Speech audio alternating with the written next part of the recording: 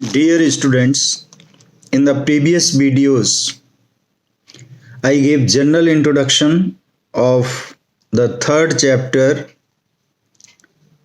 Hornbill. Discovering Tut, the saga continues. So today I am going to explain its chapter word by word and line by line. He was just a teenager. He, that is Tut. Tut was just a teenager when he died. जब उसकी मौत हुई तो teenager he might be in between 13 to 19.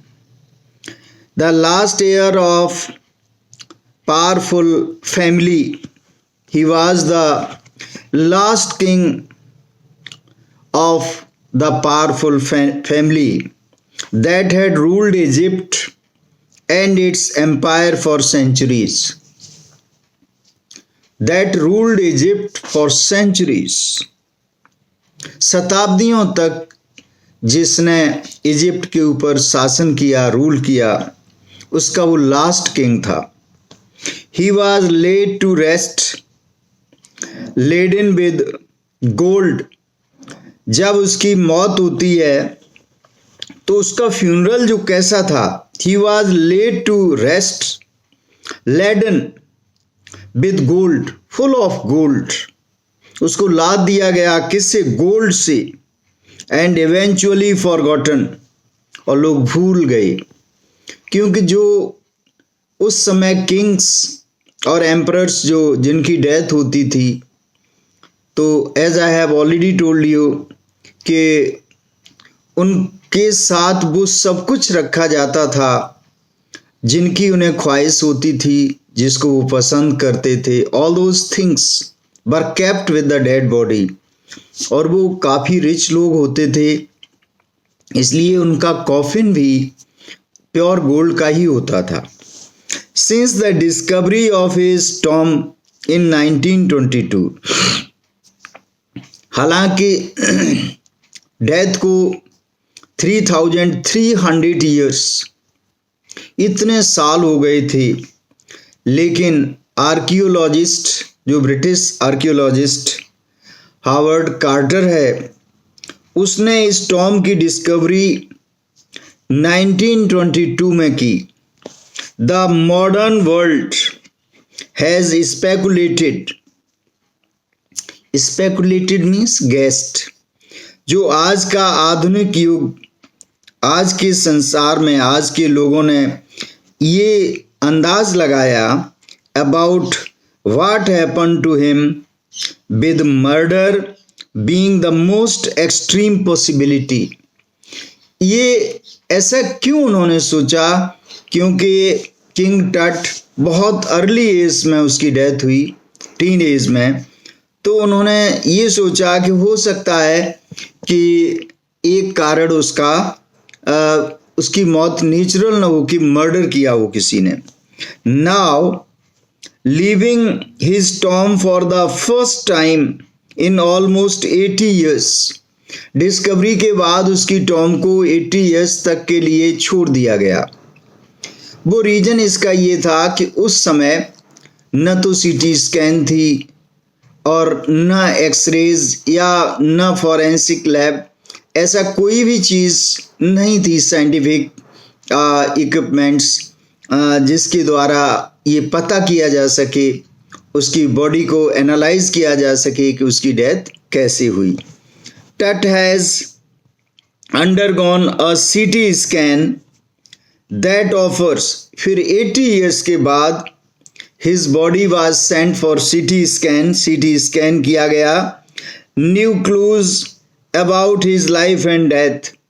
अब सीटी scan के बाद जो नए नए क्लूज आए उसकी लाइफ और डेथ के बारे में, कि जिस समय उसकी डेथ हुई क्या एज थी और उसकी डेथ होने का रीज़न क्या था.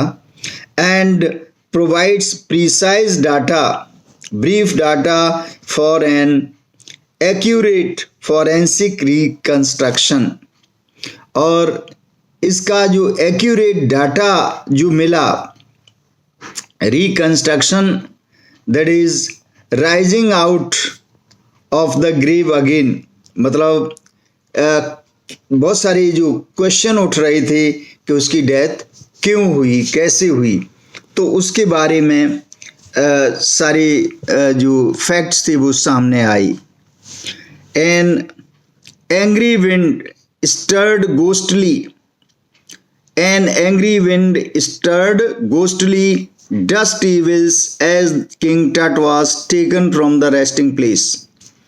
अब जब उसको जहाँ पर वो दफनाया हुआ था वहाँ से जब निकाला जाता है तो बहुत तेज हवाएं, स्टर्ड मीन्स ब्लू, गोस्टली, बहुत सारी डेविल्स, जैसे तुमने देखा होगा कि जब तेज हवा के झोंके आते हैं तो लोग अंदाज करते हैं these winds are called ghostly winds. Tut was taken from the resting place in ancient Egyptian cemetery, जहाँ ग्रेवयार्ड उसको दफनाया गया से वहाँ से उसको निकाल लिया गया। Known as the Valley of the Kings, वो क्या कहलाती है, वैली ऑफ द किंग्स। वहाँ जितने भी राजा एम्परर डेथ हुई सब उनको वहीं दफनाया गया था।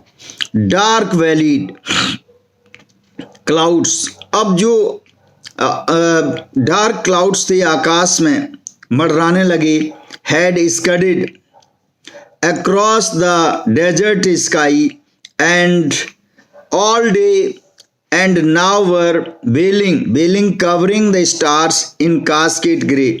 उन्होंने स्टार्स को, जो आकाश में सितारे होते हैं, वो डार्क क्लाउड से घिर गए।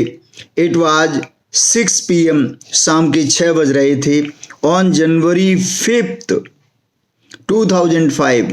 ये कब की बात है, जनवरी 5, 2005 की। The world's most famous mummy, इस संसार की सबसे famous dead body, glided moved head first into a CT scanner, सीटी स्कैनर में पहली बार सिर उसका रखा गया सीटी स्कैन के लिए। Broad year to probe means to examine, investigate the lingering medical mysteries, कि क्या उसमें मिस्ट्रीज थी, of this little understood young ruler who died more than 3300 years ago, कि वो कैसे मरा, उसकी मौत का क्या रीज़न था, क्या क्या उसके कॉजेज थे, ये जानने के लिए उसको सीटी स्कैन में रखा गया।